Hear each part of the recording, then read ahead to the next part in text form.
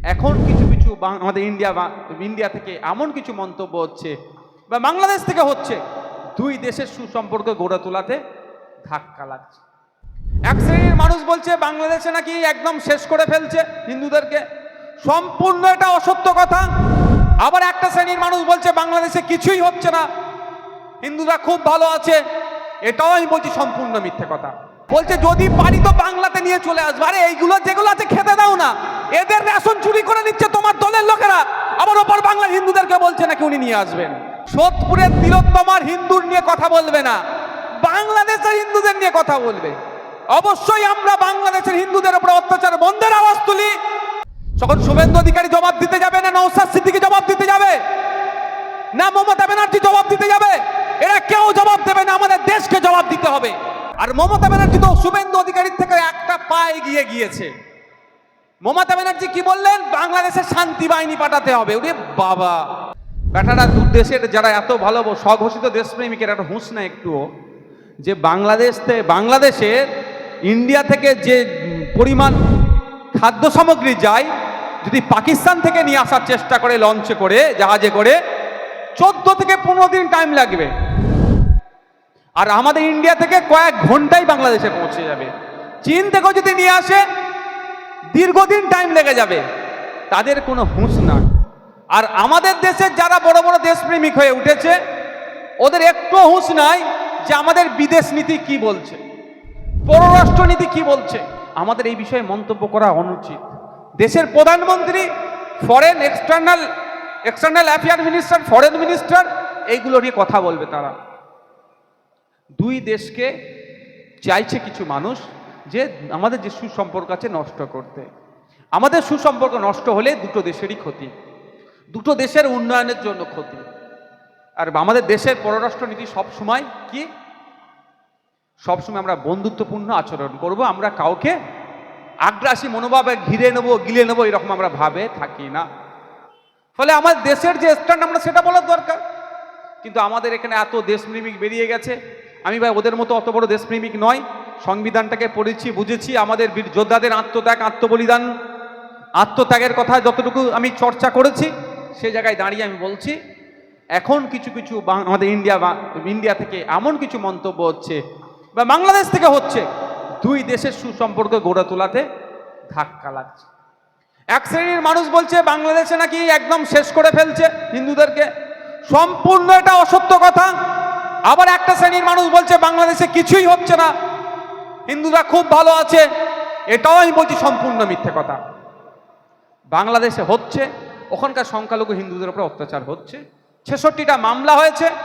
আজ থেকে এক সপ্তাহ 10 দিন আগেকার রিপোর্ট বলছি, 70 জনকে অ্যারেস্ট করেছে ওখানকার হিন্দুদের উপর অত্যাচারের কারণে। আপনি একটু চোখটা বন্ধ করলে বুঝতে পারবেন। সাম্বালের কথা একটু আগে বলছিলাম, খেয়াল আছে? মসজিদের নিচে নাকি মন্দির আছে, সার্ভে করতে গিয়েছিল, সার্ভেকে কেন্দ্র করে বদনুবাদ হয়েছে, পুলিশ গুলি চালিয়ে 5-6 জনকে মেরে দিল। ওখানে কারা ছিল? কাদেরকে মেরেছে? সংখ্যালঘু মুসলিম, সংখ্যাগুরুদের সরকার চলছে ওখানকার, হিন্দু সংখ্যাগুরুদের, হিন্দুত্বের ধ্বজাধারী সংখ্যাগুরুদের সরকার সংখ্যালঘু মুসলিমদের মেরে দিল। আর যদি চোখটা বন্ধ করে ওপার বাংলায় আমরা দেখি, বুঝতে পারছেন না আমি কি বলছি? কি বাইরে আছে? মায়ানমারে কি হয়েছিল? ওখানকার সংখ্যালঘু মুসলমান ছিল, ওদের উপরে সরকার দ্বারা কিভাবে কেটে তছনছ করেছে মুসলমানদেরকে। আপনি শ্রীলঙ্কায় চলে যান, তামিল ওখানকার সংখ্যালঘু ছিল, ওখানকার যারা সংখ্যাগুরু তামিলদের উপরে কি অত্যাচার নামিয়ে নিয়ে এসেছিল। এইরকম সারা দেশে যদি আপনি ঘোরেন, পৃথিবীতে ঘোরেন, আমেরিকাতে চলে যান, সাদা চামড়ার মানুষরা ওখানে সংখ্যাগুরু, অত সংখ্যাই বেশি, আর কালো চামড়ার মানুষ ওখানকার সংখ্যালঘু সংখ্যাই কম, তাদের উপরে দমন পীড়ন হচ্ছে, সারা পৃথিবীতে হচ্ছে। কিন্তু এখানকার একটা রাজনৈতিক দল নয়, বিজেপি সেটা ভোটে ক্যাশ করতে চাইছে। বিজেপি সোদপুরের তিলোত্তমার হিন্দুর নিয়ে কথা বলবে না, বাংলাদেশের হিন্দুদের নিয়ে কথা বলবে। অবশ্যই আমরা বাংলাদেশের হিন্দুদের উপর অত্যাচার বন্ধের আওয়াজ তুলি, আমরা অবশ্যই তিলোত্তমা বিচারপক তার কথা বলি। কিন্তু বিজেপি একবারও বলল না যে সিবিআই, অপদার্থ সিবিআই কেন চার্জশিট দিল না, এটা ওরা বলল না। কারণ এটা জানে এই তিলোত্তমা নিয়ে কথা বললে হয়তো বেশি ভোট পাবো না, বাংলাদেশের হিন্দুদের বিষয়টাকে তুলে বেশি ভোট আমরা পাবো। এই বিজেপি উত্তরপ্রদেশের মুসলমানদের উপরে অত্যাচারের কথা বলে না, এই বিজেপি মণিপুরের আদিবাসীদের উপরে যে জাতি দাঙ্গা হচ্ছে তা নিয়ে কথা বলে না, এই বিজেপি তামিলনাড়ুতে দলিত শ্রেণীর মানুষ মন্দিরে উঠে পুজো দিতে গিয়েছিল তাদেরকে খুন করলো কেন সেই নিয়ে কথা বলে না, এই বিজেপি দলিত হওয়ার জন্য এসইউভি গাড়ি চেপে ঘুরছিল তাকে গাড়ি থেকে নামিয়ে পিটিয়েছে এর বিরুদ্ধে কথা বলে না।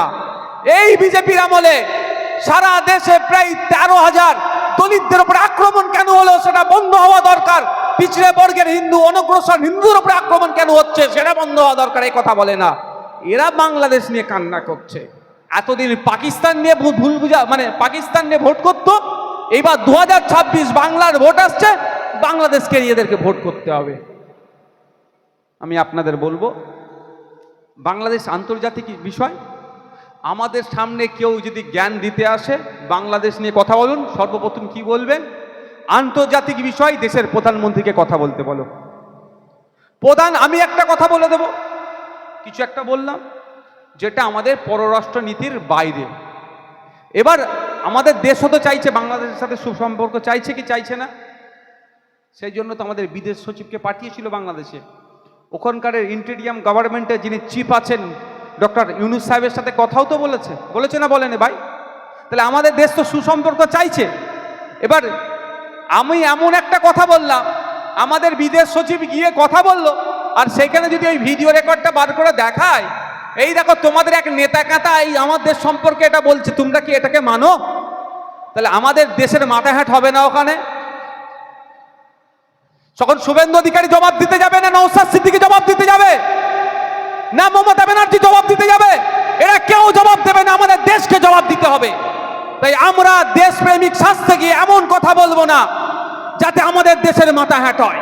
আর মমতা ব্যানার্জি তো শুভেন্দু অধিকারীর থেকে একটা পা এগিয়ে গিয়েছে।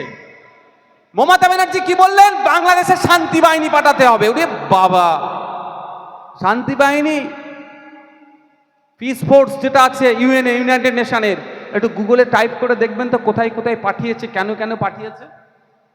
উনি এক কদম এগিয়ে গেলেন, বলছে যদি পারি তো বাংলাতে নিয়ে চলে আসবো। আরে এইগুলো যেগুলো আছে খেতে দাও না, এদের রেশন চুরি করে নিচ্ছে তোমার দলের লোকেরা, আবার ওপর বাংলার হিন্দুদেরকে বলছে নাকি উনি নিয়ে আসবেন।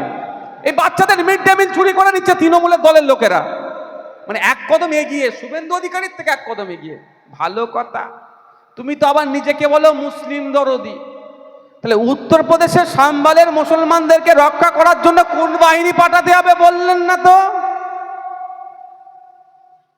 উত্তরাখণ্ডের মসজিদে আজান দিতে গেলে নাকি প্রশাসনের পারমিশন লাগবে, যেটা সম্পূর্ণ সংবিধানের 25 নম্বর ধারাকে উল্লঙ্ঘন করলো, আক্রমণ করলো। সেই জন্য তো দুটো কথা বলতে শুনলাম না মমতা বন্দ্যোপাধ্যায়কে। তাহলে উত্তরাখণ্ডের আইন শাসন ব্যবস্থা প্রতিষ্ঠার জন্য কোন বাহিনী পাঠাতে হবে প্রশ্ন করবেন না? এই প্রশ্ন করে বলেই তো নওশাদ সিদ্দিকী বিজেপির দালাল, এই প্রশ্ন করে বলেই তো নওশাদ সিদ্দিকী মুসলমানদের দল। মমতা ব্যানার্জিকে প্রশ্ন করতে হবে না। 2.5 বছর ধরে মণিপুরে জাতি দাঙ্গা চলছে, 400-র অধিক মানুষ মারা গিয়েছে, হাজার হাজার মানুষ ঘর ছাড়া, মন্দির থেকে শুরু করে গির্জা থেকে শুরু করে বিভিন্ন জায়গায় আগুন লাগানো হচ্ছে, ওখানকার মানুষ ক্ষতিগ্রস্ত হচ্ছে। 2.5 বছর ধরে আটকাতে এটাকে বন্ধ করতে পারছে না।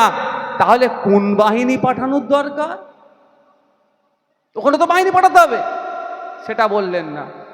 মানে সবার ধান্দা কি বলুন তো? ভোট। আপনাকে এখন ঘরের মধ্যে ঢুকিয়ে ফেলেছে মমতা ব্যানার্জির চাবি, এখন মমতা ব্যানার্জির হাতে। ও খেতে পান না পান দেখার দরকার নেই, ঘরে তো ভরে ফেলেছি। পশ্চিমবাংলার মুসলমানদের ভোট পকেটে ভরে নিয়েছি।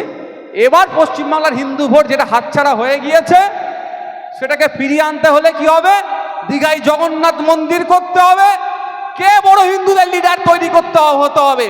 শুভেন্দু অধিকারী বড় হিন্দুদের নেতা না মমতা ব্যানার্জি বড় হিন্দুদের নেতা?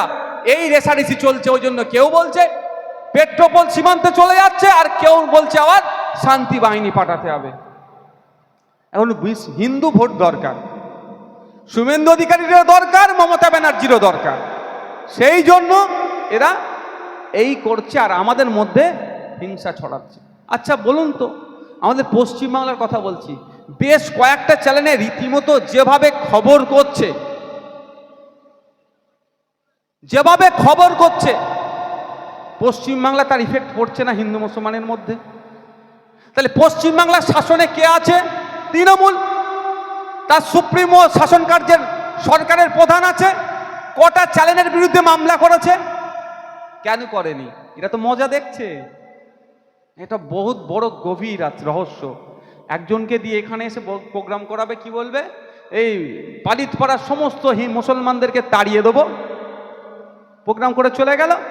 তারপরে সে তৃণমূল মলম লাগাবে, একটাও মুসলমানকে যেতে দেব না, আমার বুকের ওপর দিয়ে গেলে যাবে।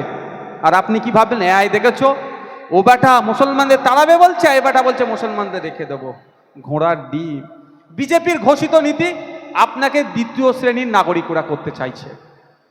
বিজেপি আসলে আপনি সতর্ক থাকবেন, কথা বললেও সতর্ক থাকবেন। আর যদি আপনার আপন লোক এসে আপনাকে ছুরি চালিয়ে দেয়,